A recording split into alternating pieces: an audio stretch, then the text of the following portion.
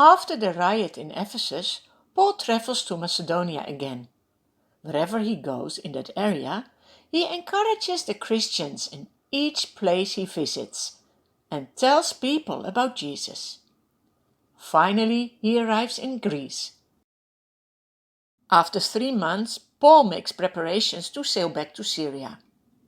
When he discovers a plot by some Jews against his life, he decides not to sail straight to Syria, but to return through Macedonia. Several men from different places where Paul has been in the past are traveling with him. They go on ahead and wait for Paul at Troas. Paul stays behind in Philippi during the time the festival of the unleavened bread is celebrated. We call that festival also the Passover. The Jews remember during this festival how the Lord delivered them from slavery in Egypt and brought them in the promised land. This festival pointed to Jesus. Christians celebrate how Jesus freed them from the bondage of sins and will bring them to heaven. Is this something you celebrate as well?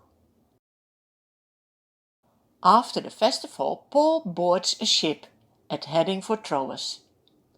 After a 5-day trip, Paul joins the other men in Troas, where they stay for a week.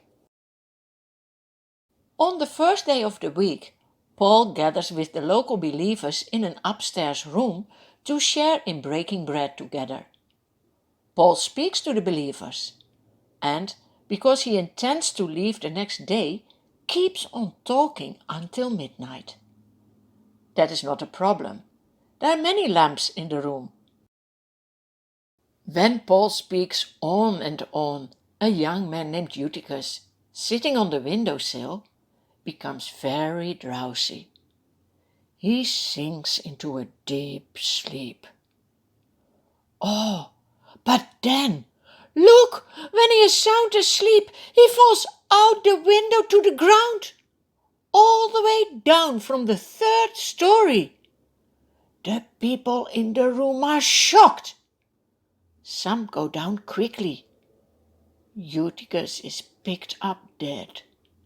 How sad is this? Paul also goes down. He throws himself on Eutychus and puts his arms around him. Then he says to the people around him, "Don't worry, he is alive." What a miracle the Lord is doing! Do you see, God is almighty and nothing is impossible for him? Eutychus is alive again. What a joy! Everyone goes upstairs again. After Paul has broken bread and eaten, he continues talking until daylight. Then he leaves for a long trip. He is in a hurry to reach Jerusalem, if possible, by the day of Pentecost. Also the believers leave the upstairs room and go home. Do you see Eutychus walking with them? No one will ever forget what has happened that night. The people are greatly comforted.